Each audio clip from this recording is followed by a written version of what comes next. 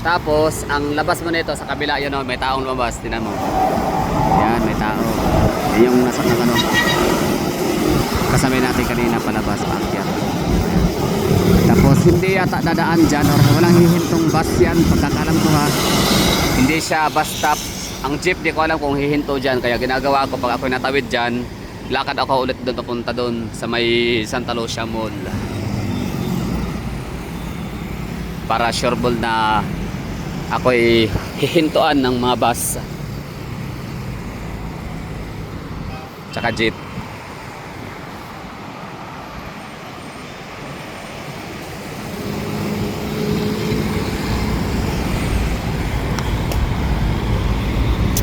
Nga pala, Sabado ngayon, kaya wala masyadong sasakyan.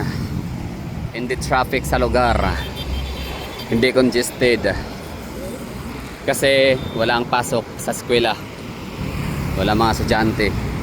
Ganon din mga government employees, wala rin. So mayroon mga nag-operate ngayon, mga private sector.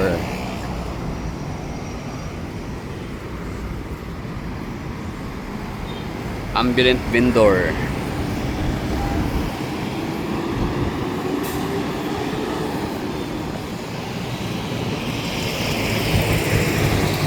Di ba? Ganda no? Ito yung ano, isa sa dagdag sa view sa Davao City Airport. Pagkalabas mo, wow pa rin, maganda pa din. Malinis, malawak ang daan, 4 lanes. Malaki ang sidewalk, tambayan or ano, abangan, bus stop. Sige, tawid na tayo. So dito na lugar, hindi pa talaga sa formal na tawiran. Pero wala, makikioso na lang tayo dito sa mga taga rito. Sila yung nakakaalam. Layo pa kasi ng tulay. Yan o. Kay Pastor Apollo Kibuloy.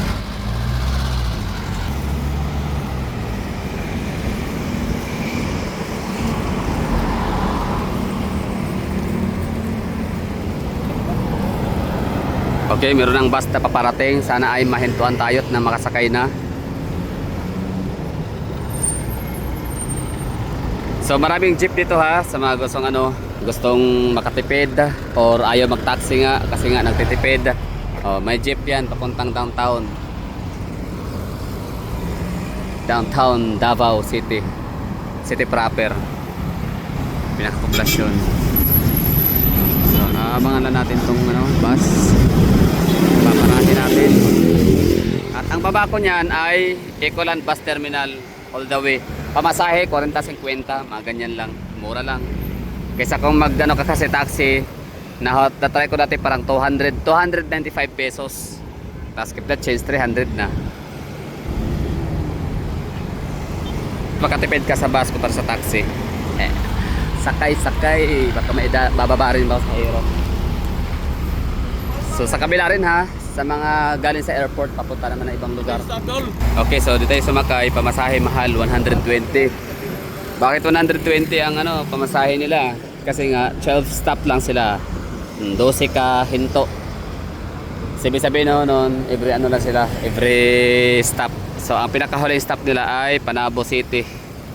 So ibig sabihin, yung pick up ba, no? Huling pick up Panabo City. So ibig sabihin, pwede pa rin sa pick up along Davao City, pero ang pamasahe, charge as Panabo, magkano? 120. Yun. Okay na, thank you for watching. Pero ang sasakyan ko, bus pa rin ha. May mga bus naman na hindi 12 stop, yung mga regular buses lang.